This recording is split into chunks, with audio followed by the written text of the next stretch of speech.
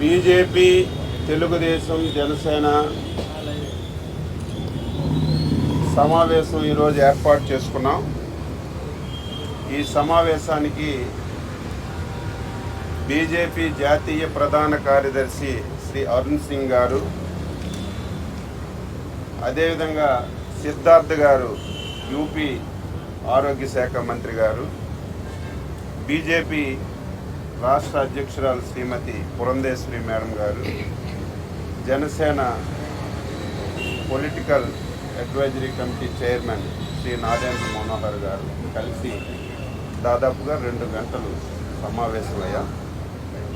ఈ సమావేశంలో ప్రధాన అంశం రేపు జరిగినటువంటి సార్వత్రిక ఎన్నికల్లో దేశంలో 400 పైబడి పార్లమెంట్ స్థానాలు టార్గెట్గా పెట్టుకొని ముందుకెళ్ళడం, ఆంధ్రప్రదేశ్లో 160+ స్థానాలని విజయం సాధించి అటు కేంద్రంలో ఎన్డీఏ ప్రభుత్వం, ఇటు రాష్ట్రంలో ఎన్డీఏ ప్రభుత్వం ఏర్పాటు చేసి డబుల్ ఇంజిన్ సర్కార్తో ఈ 5 సంవత్సరాలు ఆంధ్రప్రదేశ్ని విచ్ఛిన్నం చేశారు.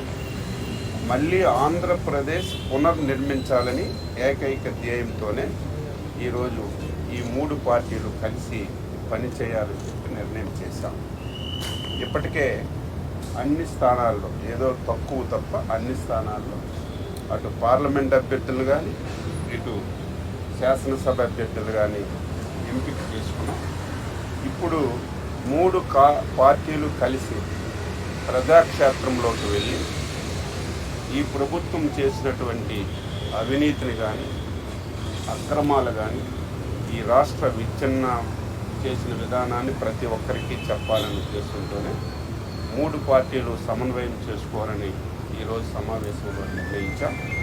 అందులో భాగంగా ఏప్రిల్ 4వ తారీఖున 25 పార్లమెంట్లలో పార్లమెంట్ ఉమ్మడి సమావేశాలు పెట్టి ఆ పార్లమెంట్లో ఉన్నటువంటి బీజేపీ ముఖ్యులు, తెలుగుదేశం పార్టీ ముఖ్యులు, జనసేన పార్టీ ముఖ్యులు సమావేశమై ఆ పార్లమెంట్లో ఎన్నికలకి ఏ విధంగా సిద్ధం కావాలి, ఎన్నికల వ్యూహాలు ఏ విధంగా తయారు చేసుకోవాలనేది ఆ సమావేశంలో చర్చించుకొని 3 పార్టీలు కలిసి వెళతాయని చెప్పి సందర్భంగా తెలియజేస్తున్నాం.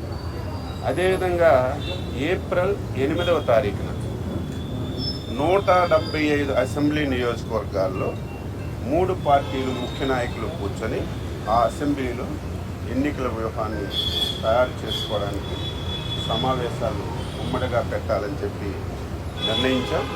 ఇందులో అనేక విషయాలు చర్చకొచ్చాయి. కామన్గా ఏం చేయాలి, రేపు స్లోగన్ ఏం తీసుకోవాలి, కామన్ పాయింట్స్ అన్నీ కూడా డిసైడ్ చేసి ఐకమత్యంగా 3 పార్టీలు ప్రజల దగ్గరికి వెళ్ళి ఎలక్షన్స్ని అన్ని స్థానాలు గెలిచే విధంగా ప్రణాళికలు రూపొందించుకోవాలనేదే ఈ సమావేశంలో ప్రధాన అంశమని చెప్పి తెలియజేస్తూ ఇక నుంచి ఎప్పటికప్పుడు 3 పార్టీలు చర్చించుకొని ఎలక్షన్స్లో ఏ విధంగా ముందుకెళ్తామని చెప్పి ఈ సందర్భంగా తెలియజేస్తున్నాను. పార్లమెంట్ స్థానాల్లోనూ అదేవిధంగా శాసనసభ స్థానాల్లో కూడా సమన్వయపరుచుకునే విధంగా నాయకులందరినీ కూడా ఆహ్వానించుకుని ఈ సమావేశాలు ఏప్రిల్ 4వ తారీఖున అదేవిధంగా ఏప్రిల్ 8వ తారీఖున నిర్వహించాలని అందరం కూడా అంగీకరించాం. అదేవిధంగా రాబోయే రోజుల్లో మేము ప్రచురించాల్సిన కొన్ని కరపత్రాలు కానివ్వండి, ఎటువంటి స్లోగన్స్ అవన్నీ ప్రజల్లోకి తీసుకెళ్లాల్సిన విధి విధానాలని, కొన్ని పాలసీ ఇష్యూస్ని వీటన్నిటిపైన కూడా చర్చ జరుపుకుని తప్పకుండా ఉమ్మడిగా సమిష్టి పోరాటంతో ఒక అద్భుతమైన విజయం సాధించడం కోసం వ్యూహాలన్నీ కూడా ఈరోజు చర్చించుకున్నాం. తప్పకుండా అచ్చెన్నాయుడు గారు చెప్పినట్టు ఒక మంచి మెజారిటీతోటి ఒక అద్భుతమైన ప్రభుత్వం స్థాపించే విధంగా చంద్రబాబు నాయుడు గారి నాయకత్వం, అదేవిధంగా పవన్ కళ్యాణ్ గారి నాయకత్వం, నరేంద్ర మోడీ గారి నాయకత్వాన్ని మరింత బలపరిచే విధంగా మా అభ్యర్థులందరూ కూడా సిద్ధమవుతారనే ఆశతో ముందుకెళ్తున్నాం. విషయాలన్నీ కూడా పెద్దలు ఎర్రన్నాయుడు గారు, అదేవిధంగా సోదరులు నాదెండ్ల మనోహర్ గారు చెప్పడం జరిగింది. చాలా వరకు కూడా అనేక సందర్భాల్లో పొత్తులు పెట్టుకున్నటువంటి నేపథ్యంలో రాజకీయ పార్టీలు పైన నాయకులు కలిసిన కింద కార్యకర్తలు కలవలసినటువంటి ఆవశ్యకత ఖచ్చితంగా ఉంటుంది. దాన్ని దృష్టిలో పెట్టుకుని కేవలం పైన సమన్వయం చేసుకోవటం మాత్రమే కాకుండా కింద కార్యకర్తలతో సైతం ఏ విధంగా ఈ 3 పార్టీల కార్యకర్తలు మమేకమవ్వాలి అనేటువంటి అంశాన్ని ప్రధానంగా ఇక్కడ చర్చించడం జరిగింది. దానిలో భాగంగానే ఇందాక పెద్దలు చెప్పినట్లుగా 4వ తారీఖున అదేవిధంగా 8వ తారీఖున పార్లమెంట్ స్థాయిలోనూ మరియు అసెంబ్లీ స్థాయిలో కూడా సమన్వయ సమావేశాలు నిర్వహించుకోవాలి అని చెప్పి నిర్ణయించడం జరిగింది. దీనికి తోడు మేము ప్రజల్లోకి వెళ్తున్నటువంటి సందర్భంలో ఒక కూటమిగా వెళ్తూ ఏదైతే నిరంకుశ పాలన, అవినీతి భరితమైనటువంటి పాలన వాళ్ళ రాష్ట్రంలో చూస్తున్నామో దాన్ని మనం అంతమొందించాలంటే ఒక ఉమ్మడి ప్రణాళికతోటి ప్రజల వద్దకు వెళ్ళాలి. కనుక దాన్ని దృష్టిలో పెట్టుకుని పెద్దలు మనోహర్ గారు చెప్పినట్లుగానే ఒక ఉమ్మడి కరపత్రం కావచ్చు, లేకపోతే కార్యకర్తల్ని ఉత్తేజపరిచే విధంగా ఉమ్మడి కార్యాచరణ వారందరికీ కూడా తెలియజేస్తూ ప్రజల వద్దకు వెళ్ళేటువంటి కార్యక్రమానికి ఇవాళ చర్చ జరిగింది.